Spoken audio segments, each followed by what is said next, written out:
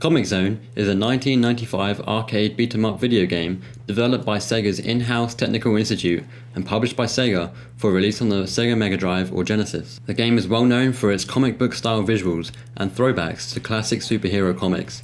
Sprites and backgrounds have dynamic drawing styles, feature bright colours, and the art style is one of the best I've seen on the Mega Drive. The story is of the fantasy genre, like most of the comics it is based on. Sketch Turner, a freelance rock musician and artist living in New York, is working on new designs for his comic, when suddenly a lightning bolt hits a panel of his comic, and the main villain Mortis drags him in the comic to destroy his creator.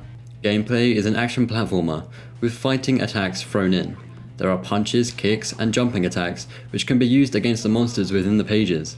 Sketch can collect and use 3 different items to help him through his adventure, such as iced tea, which replenishes his health, using different weapons to throw at enemies, and using his pet rat Roadkill to find hidden areas and items. In order to progress, Sketch will have to defeat all enemies in that panel to move on to the next one. Sometimes panels do not have enemies, but instead have a small puzzle to solve, like pulling a lever or destroying the environment.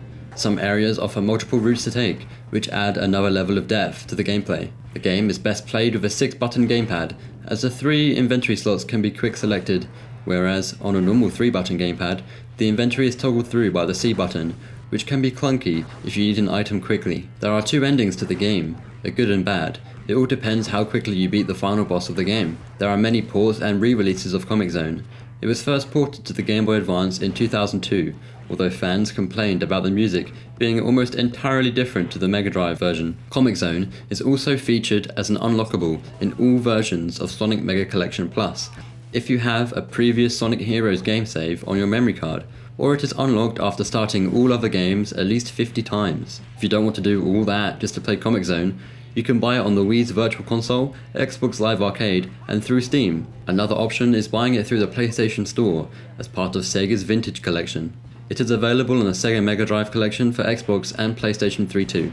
The North American release of Comix Zone features a soundtrack album with the game's songs, which is cool to listen to, the songs in CD quality audio instead of on a cartridge. Comix Zone was generally liked by critics, however some reviewers stated that the gameplay could get repetitive. The old saying of gameplay over graphics definitely rings true here, as this was one of the last sprite-based games on the console. Sega released it a little bit too late in my opinion, as 3D polygon gaming was taken off, with franchises such as Virtua Fighter, Tekken, and Daytona USA offering 3-dimensional gameplay, creating mass hype for 3D gaming. Sprite-based games such as Metroid and Zelda were being pushed aside at this point, only to be resurrected in 3D format years later. Because of this, Comix Zone was overlooked by most, even though its design and art style are truly stunning and unique. The game does have a few flaws however, as Thunderbolt Games pointed out. Why is it that the player can actually get stuck at several points in the game if they fail to uncover a certain power-up, namely Sketch's pet rat? Why is it that attacking objects in the environment deals damage to you? And why is it that the power-up that turns Sketch into a superhero is so rare that it might as well not be in the game? While other reviewers at the time, such as Eurogamer, stating, "One of the unsung gems of the Mega Drive, Comix Zone still impresses with its ideas and execution, and is a definite highlight of Sega's retro lineup." I quite like Comix Zone, I just wish I was a little bit better at it. Maybe I need to practice more.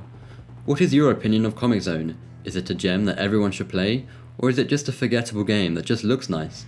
Have I missed anything out that was worth a mention about this game?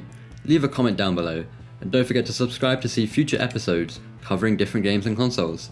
Until next time.